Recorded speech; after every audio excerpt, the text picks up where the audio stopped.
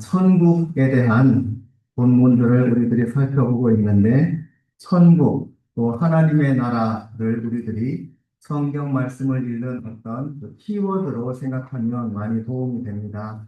그런데 성경 말씀에서 천국 또는 하나님의 나라와 굉장히 관련이 깊은 단어들이 몇 가지가 있습니다.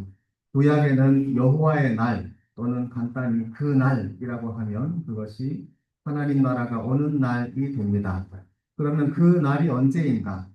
마지막 날입니다. 성경에서 마지막 날이라고 하는 그 표현을 우리가 보면, 이것은 하나님 나라가 오는 날이다, 그 날이다라고 알면 됩니다. 성경 읽을 때 굉장히 도움이 되는 그 힌트거든요.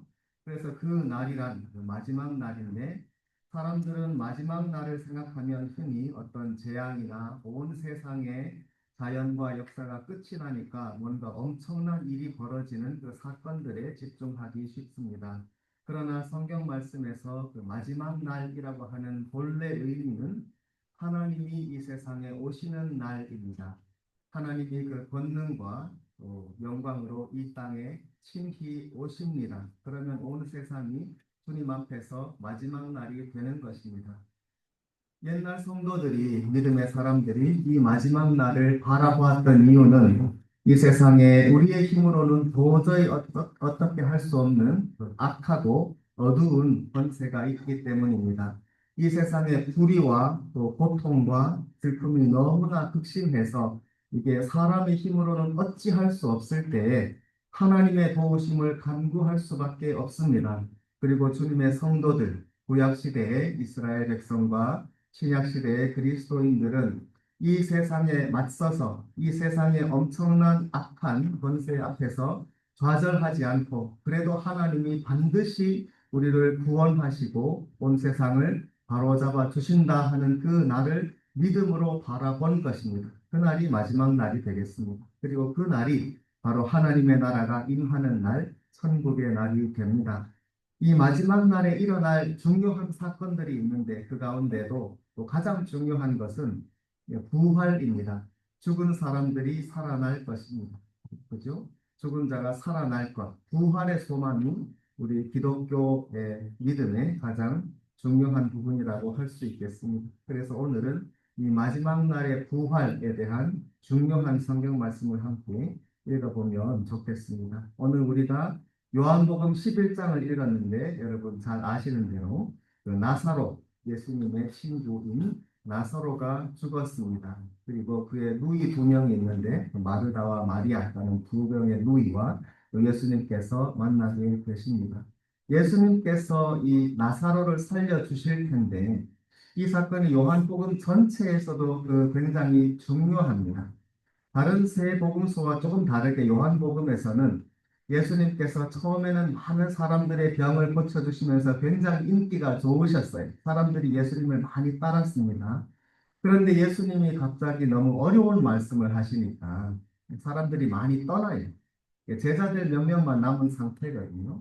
그런데 예수님께서 이 나사로를 살려주십니다. 그렇기 때문에 갑자기 또 사람들이 막 몰려오는 거예요. 깜짝 놀라서 예수님 구경하려고. 또 죽었다가 살아난 이 나사로라는 사람 구경 좀 해보자 이러면서 예수님 주위에 갑자기 사람들이 많이 몰려와요. 그러니까 그 권력자들이 너무 위험한데, 예수님 주위에 너무 사람들이 많이 따라다니니까 자칫 잘못하면 일난이 일어날 수 있겠다, 위험하다 하면서 예수님을 십자가에 못 박게 되는 거거든요. 그러니까 요한복음 전체 스토리의 흐름에서 예수님은 나사로를 살려주시고 그 대신에 예수님이 십자가에 죽게 되시는 것입니다. 그만큼 중요한, 요한복음의 흐름을 바꾸어 놓는 중요한 사건이 되겠습니다. 예수님께서 나사로가 죽었다는 말씀을 듣고 이제 가보자 하시는데, 가셨을 때는 이미 나사로가 죽은 지 4일 지났습니다. 그 당시 유대인들의 장례 관습에 따라서 어떤 불 같은 데 이렇게 시신을 모셔 놓았습니다. 예수님께서 그렇게 찾아가셔서 죽은 나사로의 누이가 되는 마르다를 만나십니다. 그러니까 마르다가 예수님께 아주 슬픈 목소리로 또 하소연하듯이, 그리고 살짝 원망이라도 하듯이, 주님 왜 더 빨리 오지 않으셨나요? 하시면서 주님께서 만약에 여기 계셨더라면 내 오라버니가 죽지 아니하였겠나이다. 굉장한 믿음의 표현도 되겠고 살짝 예수님 왜 더 빨리 오셔서 우리 오빠 살려주시지 왜 이제 오셨어요 하는 그런 느낌도 있습니다. 그러나 22절에서 마르다가 또 그러나 예수님 아버지께 하나님께 무엇이라도 구하시면 하나님이 주실 줄을 내가 아나이다. 예수님 말씀하십니다. 내 오라비가 다시 살아나리라. 그러자 마르다가 이런 말을 합니다. 마지막 날 부활 때에는 다시 살아날 줄을 내가 아나이다. 그 당시 유대인들의 어떤 믿음을 또 그들이 갖고 있던 어떤 상식을 표현하는 말이 됩니다. 예수님께서 나사로가 너의 오빠가 살아나리라 말씀하시니까 그 누이가 좋아하는 게 아니고 오빠가 살아난다고요? 정말요? 하면서 깜짝 놀라서 감격하는 게 아니라 조금씩 흔둥해요. 마지막 날에는 살아나겠죠. 이러고 있습니다. 마지막 날에는 다 살아난다. 이것이 그 당시 유대인들의 어떤 상식적인 그 구약 성경으로부터 내려오는 그런 믿음이 되겠습니다. 그런데 그것이 그 마르다에게 실제로 소망과 또 능력이 되지는 못하는 거죠. 오빠가 살아난다는 이 기쁜 소식을 들었는데 마지막 날에는 살아나겠죠. 뭐 알아요. 뭐 이런 느낌. 그러니까 마지막 날에 있는 이 소망, 이 참된 소망이 되는 부활이 백성들에게 어떤 지식으로만 있는 것이고 아직까지 나의 살아있는 소망이 되지는 못한 상태입니다. 그렇지만 여기서 우리가 읽을 수 있는 것은 마지막 날에 부활이 있다. 이것은 백성들이 대개는 상식적으로 알고 있는 사실이었다는 것을 우리가 알 수 있습니다. 그런데 예수님께서 일깨워 주시는 것은 그것이 마지막 날이 아니고 그러니까 먼 미래의 일이 아니다. 마지막 날에는 사람들이 다 살아날 거예요. 나랑 상관없죠. 이런 것처럼 언제 있을지 모르는 먼 미래의 일이 아니라 바로 지금 눈앞에 있는 사실이라는 것을 알려주십니다. 우리가 지금 25절, 26절을 함께 한번 보실까요? 25절과 26절에 예수님께서 하시는 말씀을 살펴보면 예수님의 이 부활의 메시지를 우리가 한눈에 좀 볼 수 있겠습니다. 25절 함께 읽어보겠습니다. 시작. 예수께서 이르시되 나는 부활이요 생명이니 나를 믿는 자는 죽어도 살겠고 살아서 나를 믿는 자는 영원히 죽지 아니하리니 이것을 내가 믿느냐. 마지막 날에는 살아나겠지요 하니까 예수님이 지금 네가 보고 있는 나 예수 그리스도 바로 내가 나는 부활이요 생명이니 바로 지금 너의 눈앞에 있는 내가 부활이요 생명이다. 마지막 날이라고 어디 멀리 막연한 미래가 아니라 바로 눈앞에 와 있는 임재해 있는 예수님이 바로 부활이요 생명이십니다. 나를 믿는 자는 죽어도 살겠고 자, 그 다음에 26절에 살아서 나를 믿는 자는 영원히 죽지 아니하리니. 이 두 말씀을 잠깐 비교해 보면 25절과 26절에 이게 어떻게 좀 조화를 우리가 이루어서 생각할지 조금 생각해 보면 좋겠습니다. 25절에는 예수님이 나를 믿는 자는 죽어도 살겠고 성도들도 죽지요. 우리들의 또 부모님 또 조부모님 성도들도 죽으면 예수님 믿어도 또 죽으면 무덤에 묻힙니다. 그러나 죽어도 살겠고 그런데 26절에 살아서 나를 믿는 자는 영원히 죽지 않을 것이다. 이 두 말씀이 어찌 보면 모순인 것 같습니다. 25절에는 죽어도 살겠고 그런데 26절에는 죽지 않을 것이다. 그러면 죽는다는 말씀인지 안 죽는다는 말씀인지 이 두 말씀이 조금 조화가 안 되는 것 같습니다. 이 두 말씀을 이렇게 이해해 보면 좋겠습니다. 25절의 말씀은 나를 믿는 자는 죽어도 살겠고 맞는 말씀이죠. 예수님의 진리의 말씀입니다. 그런데 이 말씀은 이제 죽은 당사자, 이 본문에서는 나사로 죽은 분이 있습니다. 그 죽은 사람을 옆에서 보는 사람이 있어요. 가족과 친구들이 지켜보잖아요. 지켜보는 가운데 그 성도가 죽으면 죽어도 살겠고 라는 말씀입니다. 그죠? 그래서 이 25절의 말씀은 옆에서 살아있는 사람들, 그래서 죽은 사람을 지켜보는 가족과 친구들의 시선에서 보면 죽어도 산다는 것입니다. 그런데 26절에 살아서 나를 믿는 자는 누구나 살아서 믿죠, 당연히. 그런데 살아서 나를 믿는 자는 죽지 않는다. 이 말씀은 누구의 입장인고 하면 죽는 사람 그 당사자의 입장입니다. 여기서는 나사로가 되겠습니다. 우리들도 가족 중에 부모님, 조부모님 중에 성도 가운데 돌아가시는 분, 그런데 그 죽는 사람 그 당사자의 입장에서 보면 어떠하냐? 살아서 나를 믿는 자는 이거든요. 살아서 예수님을 믿었습니다. 그는 영원히 죽지 않아요. 죽는 사람, 그 사람의 입장에서 보면 그렇다는 것입니다. 옆에서 보는 사람의 시선으로 보면 그 사람이 죽지만 정작 그 죽는 그 사람의 입장에서 보면 죽음이 끝이 아니고 무슨 영원한 망각이나 그런 것이 아니라 내가 이제 죽음에 이르렀을 때 그 순간에 예수님의 품에 들어가고 영원한 생명으로 들어가는 것입니다. 그렇기 때문에 죽지 않습니다. 참으로 말로 표현할 수 없을 만큼 복된 일이고 사실 우리가 상상도 못할 일이고 다만 우리가 그냥 소망을 갖고 있는 것인데 이것이 성도들에게 하나님 주시는 가장 큰 약속이고 복이고 우리들에게도 모두 이 날이 올 것입니다. 예수님 그 전에 다시 오시지 않는다면 우리들에게도 언젠가는 올 이 날. 그런데 이 날이 살아서 나를 믿는 자, 우리들은 영원히 죽지 않을 것이다.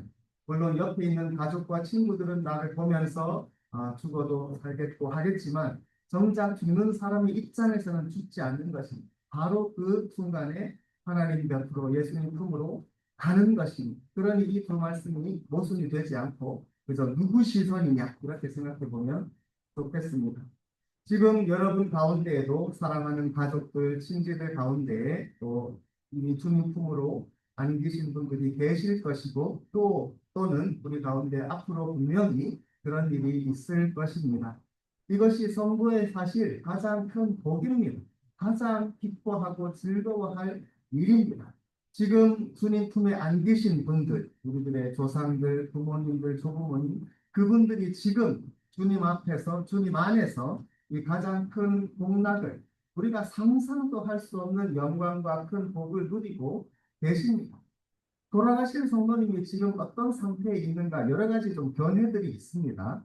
어떤 사람들은 돌아가신 성도들은 지금 잠을 자고 있다 그럽니다.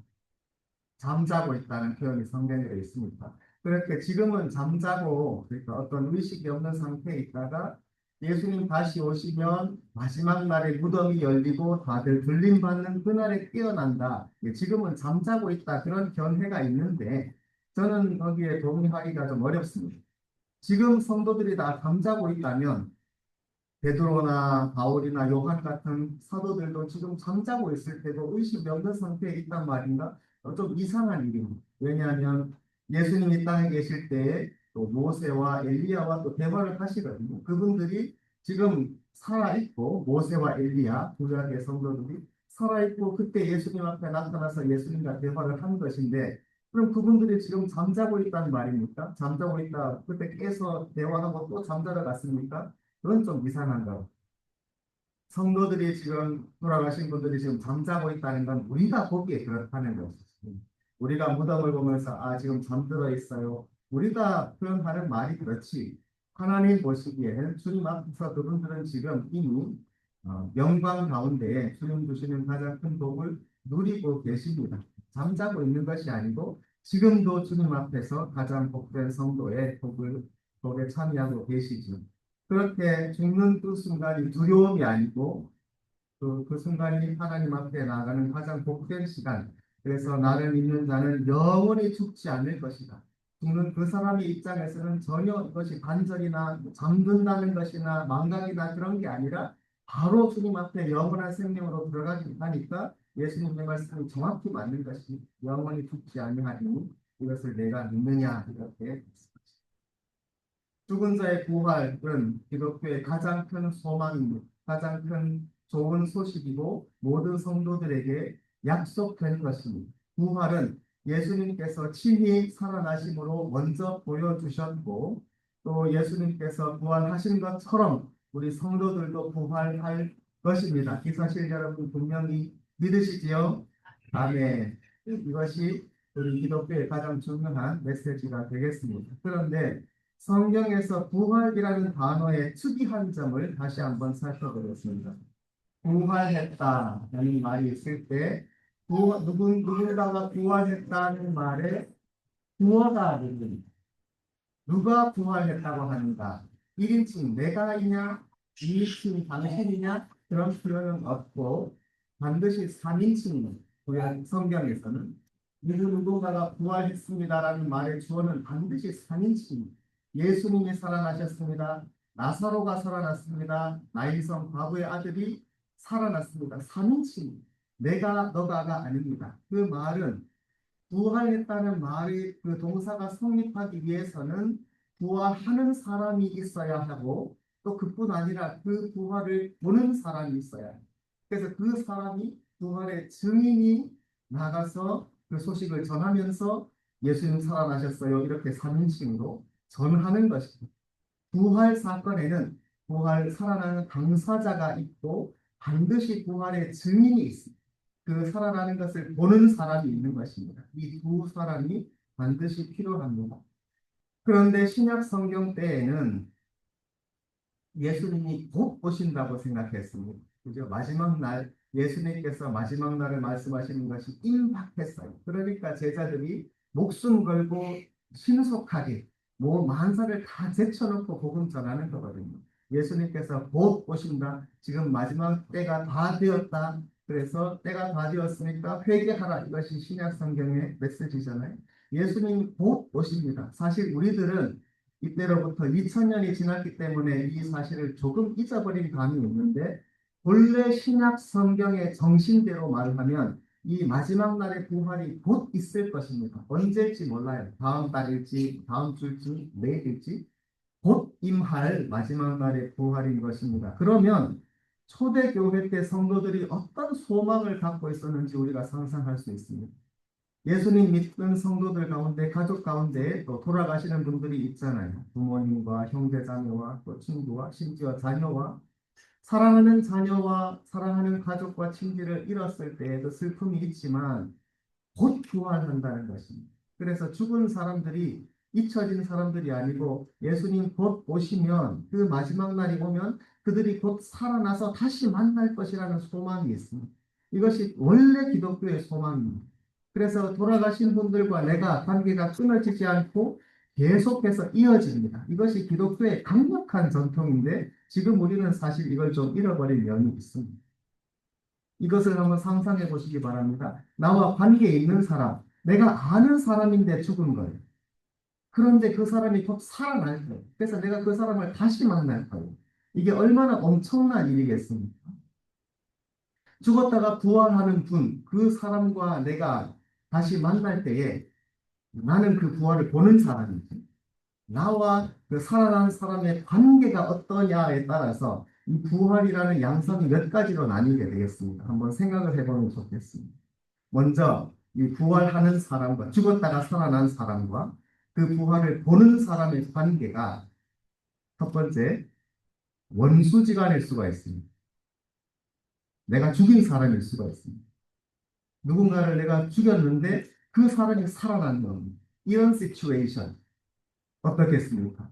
이런 경우에는 내가 그 사람을 이용해서 죽였는데 살아났으면 나한테 부활은 두려운 소식, 심판입니다. 나한테 내가 죽여서 이제는 괜찮겠지 했는데 그 사람이 일어나서 나에게 이제 저 사람 내가 자기를 죽였다고 증언할 거 아니겠습니까? 헤롯 왕이 세례 요한을 죽였습니다. 목베어서 죽이거든요. 그런데 나중에 예수님이 여러 가지 기적을 행하시는 소식이 들리니까 헤롯 왕이 뭐라 그러냐면 세례 요한이 살아났다는 거예요. 이게 꼭 그 시츄에이션이거든요. 내가 세례 요한을 죽였는데 소문 들어보니까 뭐 비슷한 사람이 나타났어요. 예수님인데 사실은. 그러니까 헤롯 왕은 두려워하는 것입니다. 자기가 죽인 세례 요한이 살아납니다. 부활은 이렇게 범죄자들에게는 살인자에게는 두려운 심판의 소식입니다. 두 번째 시나리오가 있습니다. 그건 뭐냐면 죽인 사람과 또 죽은 사람과 죽인 사람이 있는데 이번에도 누군가를 죽였는데 이번에는 이 죽인 이 범죄자가 회개하고 있는 거예요. 내가 너무너무 잘못했다. 그래서 내가 이 사람을 죽게 했는데 내가 너무 잘못했는데 용서를 구할 길이 없는 겁니다. 이미 피해자는 죽었기 때문에. 그래서 내가 회개하고 하나님께 용서받고 싶어도 용서가 안 되는 겁니다. 이미 죽은 사람이기 때문에. 그런데 그 죽은 사람이 살아나는. 자, 이 시나리오에서는 이 범죄자에게 이 부활이 복된 용서의 소식입니다.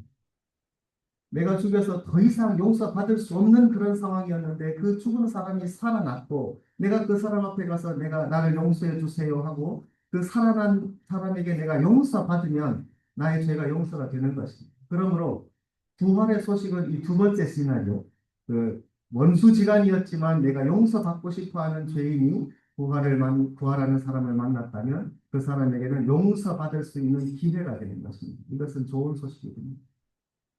세 번째 시나리오, 부활한 사람과 또 부활을 보는 사람의 관계. 이번에는 이 두 사람이 원래 지극히 사랑하는 사람들이었을 때, 가족일 때. 가족 가운데 한 사람이 죽어서 너무나 애통해하고 있는데 그 부활한 것. 그래서 영영 못 볼 줄 알았던 그 사람이 살아나서 이제 만나는 것. 이거는 말로 할 수 없을 만큼 큰 기쁨의 소식이 되겠죠. 오늘 본문에 나사로와 또 누이 가족들 그 관계가 그렇게 될 것입니다. 부활은 하나님만이 우리들에게 주실 수 있는 가장 복된 소식입니다. 인간으로서는 도저히 상상도 할 수 없는 절대 불가능한 영역이지만 하나님은 하십니다. 그래서 죽은 사람들을 살리십니다. 부활의 소식은 우리들에게 경우에 따라서 심판과 두려움의 소식도 될 수 있고 용서, 나의 죄가 용서받을 수 있는 기가 막힌 기회가 될 수 있고 또 한편으로는 나의 가장 큰 슬픔과 상실이 치유되고 회복될 수 있는 가장 복된 소식이 될 수가 있습니다. 이 세 가지가 예수님께 다 일어났습니다. 예수님을 죽인 원수들은 살아나신 예수님을 보고 두려워서 떨었을 것이고 예수님을 죽였지만 예수님께 나를 용서해 주세요 하고 회개하고 싶어하는 사람에게는 예수님 살아나셨기 때문에 주님 나를 용서하소서 하고 주님께 용서받을 수 있는 길이 열렸습니다. 그리고 예수님을 뜨겁게 사랑하는 사람들에게는 예수님을 죽음으로 잃어버렸지만 살아나셔서 되찾았습니다. 이 세 가지 시나리오가 예수님께 다 일어났습니다. 성경의 부활의 복된 소식은 우리들에게 기가 막히게 놀라운, 우리들이 상상도 할 수 없었던 놀라운 좋은 소식입니다. 주님께서 다시 살아나심으로 우리들의 죄가 드러나서 주님 앞에 심판받게 되지만은 한편으로 우리들의 죄가 용서함을 받을 수 있습니다. 죽었던 예수님이 살아나셨기 때문에 그리고 예수님이 우리를 용서하시기 때문에 우리들의 모든 죄가 용서받습니다. 그리고 우리들이 사랑하는 예수님을 잃어버려서 너무나 슬퍼했지만 다시 그 예수님을 우리들에게 우리가 돌려받았기 때문에 가장 크고 놀라운 회복과 치유의 순간이 됩니다. 우리 아까 불렀던 가사가 너무 좋은 것 같습니다. 예수님 하나님의 눈이 머무는 것이 우리들의 슬픔과 고통. 그런데 이 하나님의 손길이 닿는 곳은 나의 상처와 아픔. 영원히 그럴 것 같은 눈물이 다 씻겼다고 합니다. 우리들이 죽음으로 누군가를 가족이나 사랑하는 사람을 잃으면 회복할 길이 없지 않습니까? 평생 그 마음의 괴로움을 안고 무덤까지 가겠지요. 부활이 없다면. 그러나 부활이 있기 때문에 부활을 믿을 수 있기 때문에 비록 지금은 또 죽음으로 인해서 가족과 사랑하는 사람이 눈앞에 안 보일지라도 반드시 다시 만나게 될 거라고 하는 그래서 영원히 그럴 것 같은 눈물을 닦아주시는 하나님의 놀라운 은혜가 있습니다. 죽음은 무정합니다. 우리가 생각하기에는 저 사람은 죽으면 안 되는데 하는 그런 사람일지라도 죽음은 아무런 차별 없이 그냥 가져갑니다. 그렇기 때문에 너무나 무정하고 잔인하고 비인간적인 것입니다. 저의 물리학과 친구가 있었습니다. 대학교 때 정말로 똑똑하고 이름 자체가 영재였습니다. 그 친구 이름이 김영재인데 제가 그 친구를 보면서 내가 물리학을 해야 되나 뭐 고민을 했었습니다. 그 친구는 보통은 수업을 듣고 학점을 따는데 그 친구는 시험 패스해서 학점 따고 뭐 그랬습니다.